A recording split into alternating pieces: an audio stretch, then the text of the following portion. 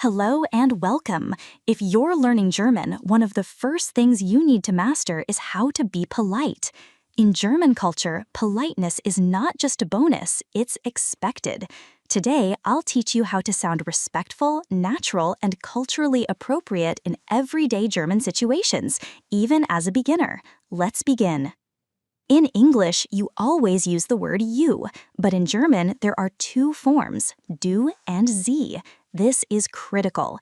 Use the wrong one and you might come across as rude or disrespectful. Du is informal. You use it with family, close friends, children, or pets. Sie is formal. Use it with strangers, older people, colleagues, professionals, and anyone in a business or official setting. Always capitalize Sie. That signals respect. If you're unsure which form to use, always default to Sie. You can ask to switch to informal speech with the phrase "Wollen wir uns duzen?" This means, shall we switch to du? Only do this if the relationship is friendly and the other person agrees. Now, let's go over essential polite phrases in German. These are the words that will keep you sounding respectful in any situation. Please is bitte. Thank you is danke. You're welcome is gern geschehen. Excuse me is Entschuldigung. Sorry is es tut mir leid. To ask for something politely, say darf ich, meaning may I. For example, darf ich etwas fragen means may I ask something. Here's an important one.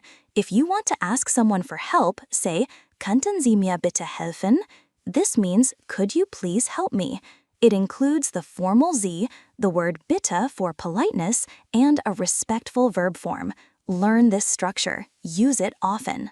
Next, let's talk about tone and body language. In German, being polite doesn't mean being overly cheerful. It means being direct but respectful. Speak clearly and calmly. Make eye contact, but don't stare. Keep a respectful distance. Address people formally using their title and last name, like Herr Müller or Frau Schmidt. Don't interrupt. Don't use casual language unless you've been invited to.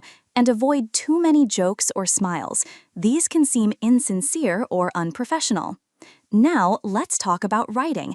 In emails, politeness is just as important as in person.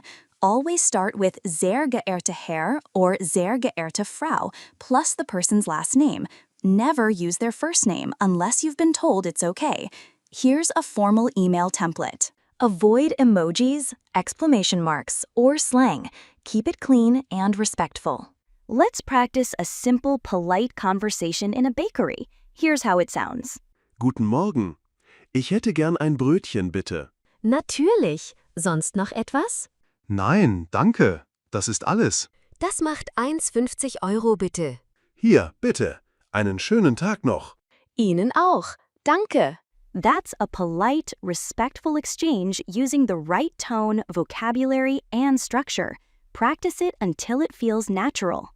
Now, let's go deeper into the cultural logic behind German politeness. Politeness in German is not about being soft. It's about being appropriate for the situation.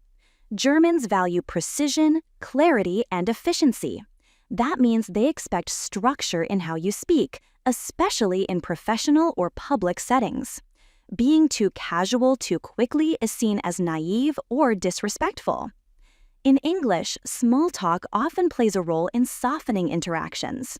In German, small talk exists, but it's not required. In fact, too much of it may be seen as wasting time. When Germans say Guten Tag, they're not inviting a conversation. They're acknowledging your presence respectfully. Respond in kind and keep your communication direct. Now, let's look at more advanced polite constructions. German favors indirect phrasing to sound more courteous. Rather than saying I want, which would be ich will, you should use ich würde gern or ich hätte gern. Both mean I would like. They are grammatically conditional and socially softer. For example, ich hätte gern einen Kaffee. I would like a coffee. Ich würde gern einen Termin vereinbaren. I would like to schedule an appointment. Another critical structure is the use of modal verbs like könnten, dürften, and würden. These make requests less direct and more polite. Könnten Sie das bitte wiederholen? Could you please repeat that? Dürfte ich Sie kurz stören? May I briefly disturb you? Also, avoid imperative commands unless the situation clearly permits it. In English, saying, "give me the form," might sound neutral. In German, "gib mir das Formular" is harsh unless you're speaking to a child or a subordinate. Instead, say, "Könnten Sie mir bitte das Formular geben?" Or, "Wären Sie so freundlich, mir das Formular zu geben?" That means, "Would you be so kind as to give me the form?" These indirect forms are not just grammatically polite, they signal emotional intelligence and cultural fluency. Let's now address common politeness mistakes made by English speakers. First, translating you as do by default. This is wrong in 90% of adult interactions with strangers. Always start with Sie, only switch to do if explicitly invited. Second, overusing apologies. In English, saying sorry constantly is often used to show humility. In German, excessive apologies can come across as insecure or insincere. Use Entschuldigung or Es tut mir leid only when necessary, and when you actually caused a problem.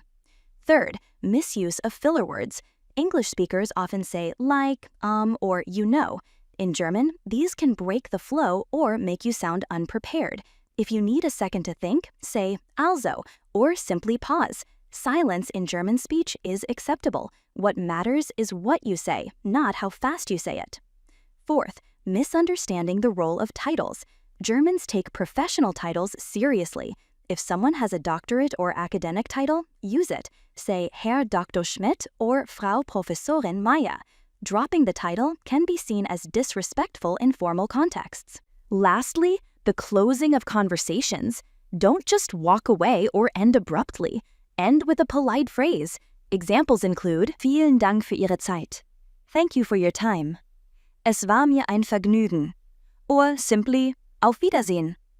To become polite in German, you must internalize not only the vocabulary, but the values: respect, distance, structure, and clarity. This is what distinguishes a learner from a fluent speaker. Now let's talk about regional variation and situational register, two areas that often confuse even intermediate learners. First, politeness in German differs slightly by region. In the north, cities like Hamburg or Berlin, speech tends to be more formal, even among younger people. Sie is the norm in public life.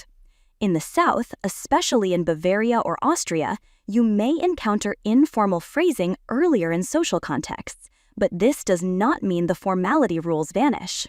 Regardless of dialect, Standard German, Hochdeutsch, maintains formal structures in education, business, and legal settings. In Switzerland, things are different again. While Swiss German, called Schweizerdeutsch, has its own rules, in writing and official speech, they also use Standard German. However, Swiss people tend to be more consistently formal, especially in business. Do not assume that younger age means permission to switch to do.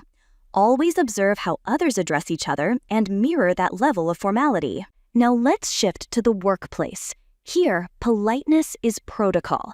Use Sie with coworkers unless they clearly invite you to switch. In emails, always include greetings and closings.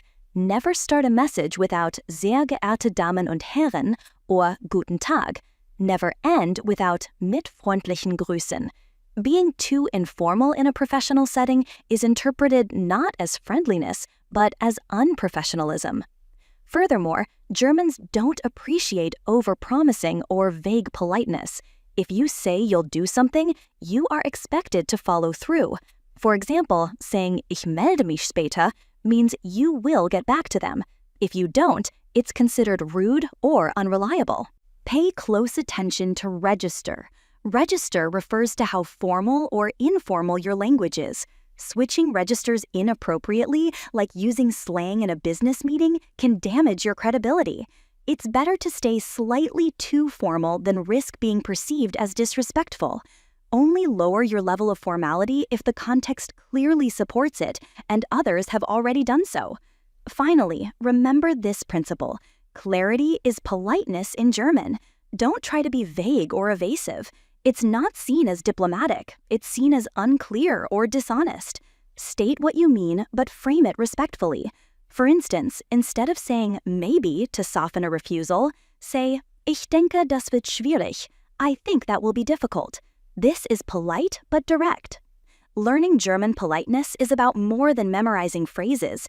It's about understanding the social architecture behind the language. Use this knowledge and you will not just speak German, you will operate within it fluently. That concludes this extended guide on how to be polite in German. Master these principles and you'll gain more than just grammar. You'll gain social credibility and trust.